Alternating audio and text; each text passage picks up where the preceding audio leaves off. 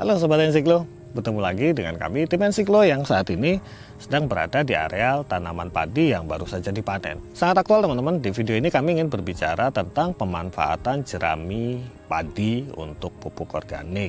Nah teman-teman perlu diingat yang pertama, kata kuncinya adalah jangan bakar dan buang jerami padi. Ini kecenderungan teman-teman petani adalah ketika jerami bertumpuk semacam ini akan membakarnya.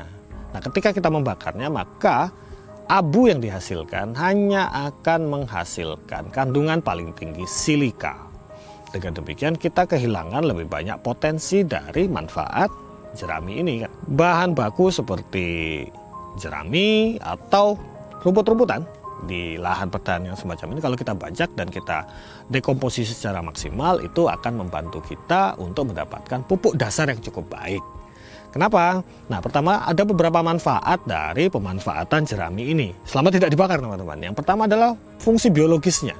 Fungsi biologis dari keberadaan bahan baku karbon organik ini adalah satu, sebagai makanan untuk mikrobakteria atau jamur baik.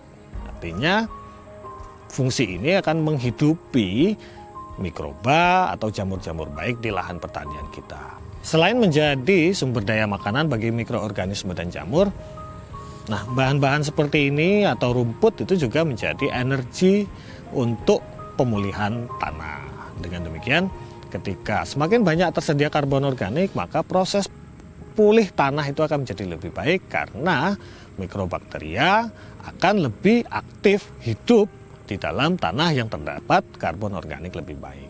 Selain fungsi biologi, maka ada fungsi kimia dan fungsi fisikanya. Nah, ketika berbicara fungsi kimia dari penggunaan bahan-bahan organik ini, maka kita akan bicara struktur kimianya. Nah, jadi keberadaan bahan baku organik ini akan menyimpan atau menyediakan unsur hara, makro, dan mikro yang dibutuhkan, baik primer maupun sekunder, meskipun dalam kadar yang tidak terlampau banyak. NPK misalnya. Tapi teman-teman harus ingat, proses berkelanjutan dari hidupnya mikrobakteria pada bahan-bahan ini akan terus menghasilkan NPK, sehingga kemudian penggunaan bahan baku organik ini akan setidaknya mengurangi banyak porsi dari penggunaan pupuk-pupuk kimia sintetis. Jadi jangan fokus memasukkan pupuk saja, kita sedang bicara bahwasanya sumber daya NPK itu ada pada media yang ada di lahan kita. Nah orientasi kita untuk memasukkan NPK dari luar itu perlu sedikit kita ubah dengan menyehatkan tanah, sehingga unsur NPK itu ada di dalam tanah. Nah selanjutnya kalau berbicara fisika tanah, kita juga berbicara di mana bahan organik ini akan memperkuat daya retensi tanah terhadap perubahan pH, juga terhadap perubahan suhu, sehingga tanaman tidak mengalami stres ketika terjadi perubahan ekstrim dari suhu seperti saat ini, di mana iklim sudah tidak bisa kita perkirakan lagi dan cepat berubah. Misalnya suhu hari ini berbeda dengan suhu besoknya. Nah, keberadaan bahan organik ini akan memperbaiki fisika tanah, dalam arti memperbaiki daya daya adaptasi tanaman terhadap perubahan di sekitarnya. Selain itu, keberadaannya juga akan membentuk pori.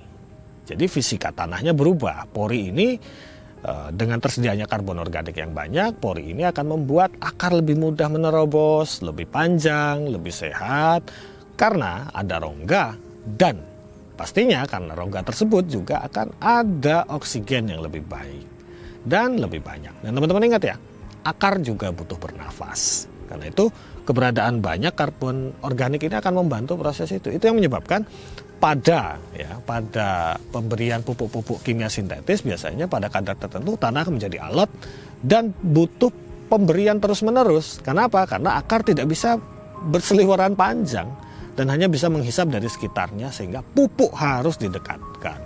Tanpa pupuk yang didekatkan, maka itu akan menjadi sulit bagi tanaman untuk mencapai pupuk-pupuk yang lebih jauh atau posisi-posisi unsur hara yang berjauhan dari posisi tanaman. Nah, itu teman-teman, bahwa sekarang kalau teman-teman memiliki sumber daya karbon organik seperti jerami, sisa rumput, atau dedaunan misalnya, jangan pernah dibakar. Apalagi jerami untuk teman-teman petani padi ya, atau petani yang lainnya misalnya, bisa kita manfaatkan lagi. Jangan dibakar karena hanya akan menghasilkan silika lebih banyak dan kita kehilangan sumber daya pupuk yang sebenarnya cukup memadai untuk mereduksi penggunaan pupuk lain dari luar, baik itu kimia sintetis maupun pupuk organik lain yang kita masukkan ke dalam tanah. Demikian Sobat Resiko, masih bersama Denko. Ini Denko, ini kucing sawah, partner saya di sawah. Sampai jumpa pada video selanjutnya. Semoga bermanfaat. Ingat, jangan takut organik, jangan bakar padi di sawah. Sampai jumpa dan sukses selalu. Salam.